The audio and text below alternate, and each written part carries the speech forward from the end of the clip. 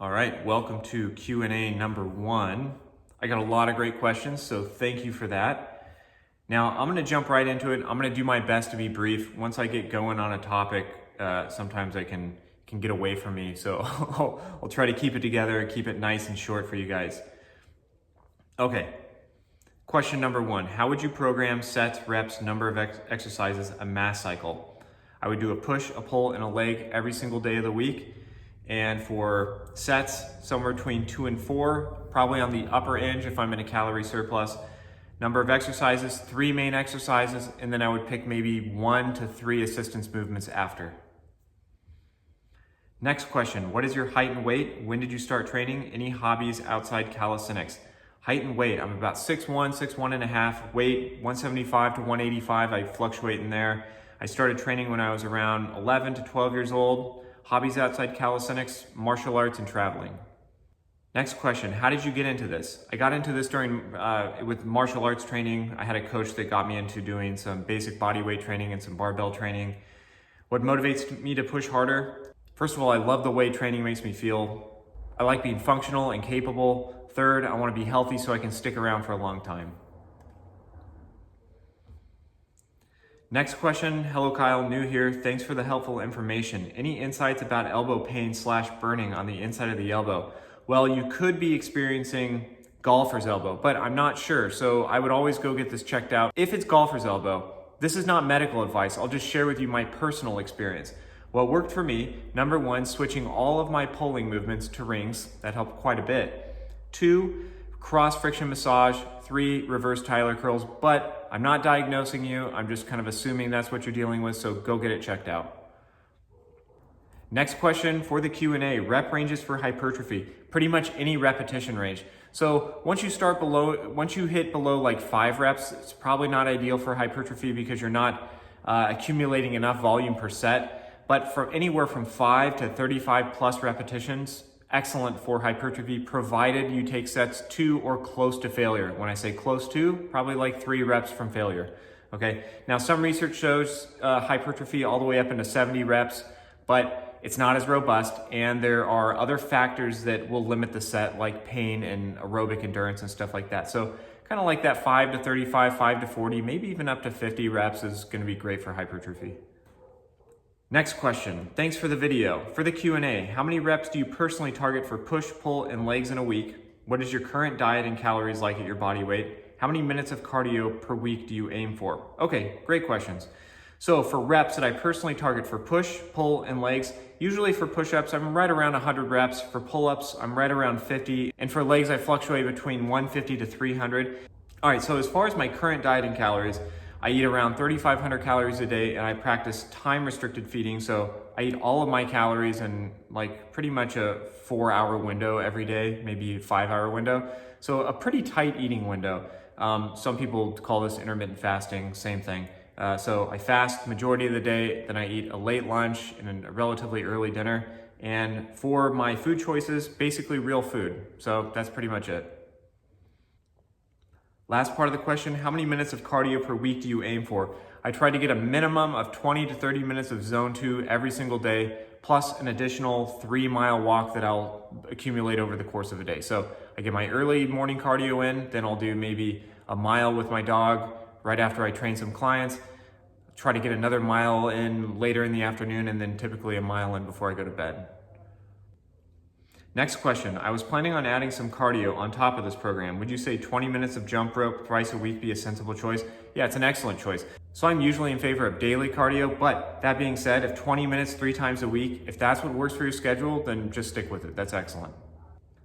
Next question, this concept really connects with me and helps me focus rather than kind of being all over the place like I usually am. One question would be your rep goals on the easier exercises, squats, push-ups, and rows, be roughly double those for the harder exercises, dips, pull-ups, and lunges. Also, how often would you cycle between these different exercises? Do you follow a regular program of cycling between them or just change it up when you feel like it? What is your view on spreading your rep goals throughout the day rather than at one training session? Lastly, do you recommend supplemental cardio for fat loss or increasing your volume and effort on the 3 exercises sufficient for this? As you may know, my main interest is in collecting and sharing useful information for the Asian calisthenics athlete, and I find that building and maintaining muscle mass using your concepts is much less of a challenge than losing the 15 pounds or so primarily belly fat that I need to lose and then maintaining that loss. Okay, some really great questions in here, so I'm just gonna take it one at a time.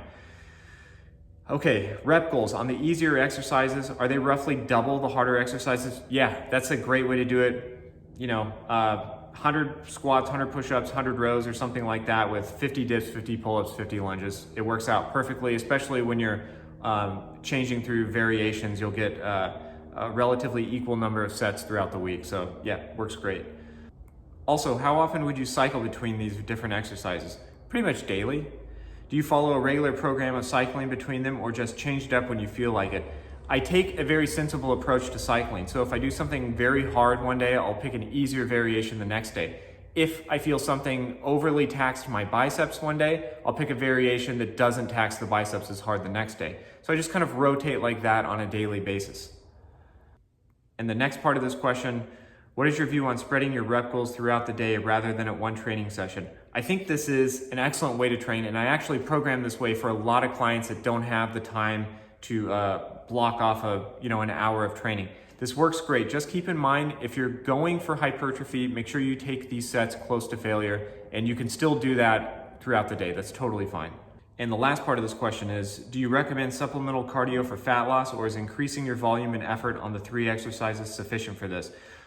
I would always recommend supplemental cardio for fat loss. I think this is a much more efficient path to losing body fat than upping the volume on the 3 exercises, especially if you're starting to get really lean. Then trying to add more volume in your basic movements can be a little bit too taxing for most people. So I recommend you get that calorie expenditure through some easier cardio.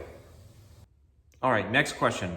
I do have 2 questions. Are squats your only lower body movement? What about the posterior chain, deadlifts, bridges, glute ham raises? The other question is, how do you program finishers for hypertrophy or weak point training? Things like curls, extensions, face pulls, isometric squats, and bridges.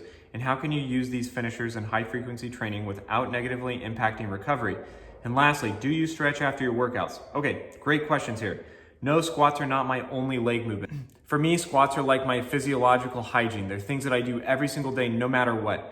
But I do other things, specifically for the posterior chain, namely bridge variations, hill sprints, and hanging leg curls, which I'll make a video on these movements in the future. And the way I program these is I pick 1 or 2 of these, and I might do 3 sets after my main 3 movements, and I will just kind of rotate through those accessory movements kind of day by day. Now, the last part of the question is, do I stretch after my workouts? I don't spend a whole lot of time on it. I just add stretching in as I notice my mobility lacking. So it's not a regular part of my routine, but if I'm just finding my mobility kind of deteriorating, then I'll start adding in a little bit of additional stretching work. But to be honest, I think just full range of motion strength training, if you do it long enough, can really improve your range of motion. This is one of the reasons why I like the squat so much, is it's awesome for just general hip mobility. Next question. Is there a difference in sets to failure if you do 4 sets of 10 and go near failure each time versus a pyramid set of 1 to 7 back down to 1, reaching failure on the 6th, 5th, 3rd set going back down the ladder? So yeah, this is tough to answer. Ideally, if you want to train for hypertrophy, you want to perform a set to your highest ability, right? So let's say 1 rep short of failure, and then you want to repeat that effort multiple times. So maybe 2 or 3 more times, depending on what your program calls for. But it's that rest and the performance of the close proximity to failure is what's key. You can't hack this by resting for a shorter period of time and reaching failure. So for instance, you can't do your set of 10, reach failure, and then take a 30-second rest and do 3 and just do sets of 3 to reach failure again. It's not the same thing. You need the rest to access those higher repetitions, those repetitions close to failure that are a display of your maximum potential. Those are the reps that are most stimulating. So I don't think pyramiding back down and reaching failure multiple times with short rest intervals is particularly effective. It's not like it's not going to make you grow, but if you're trying to maximize your growth response to a set, do it in a traditional set structure. Next question, do you think 1 set to complete failure per exercise and then rest pausing my way up until I reach target number of reps of the day could work just as well. So this ties into the last question I answered. You know, I would be very cautious about this approach. I wouldn't just hammer yourself into the ground. You can approach failure relatively closely, rest sufficiently, approach failure relatively closely. I think if you're interested in growth, that is going to be your best path to achieve that. All right, guys, that's going to be it for today. I hope you found the content enjoyable. If you liked it, please like the video, please subscribe, and I'll see you next time.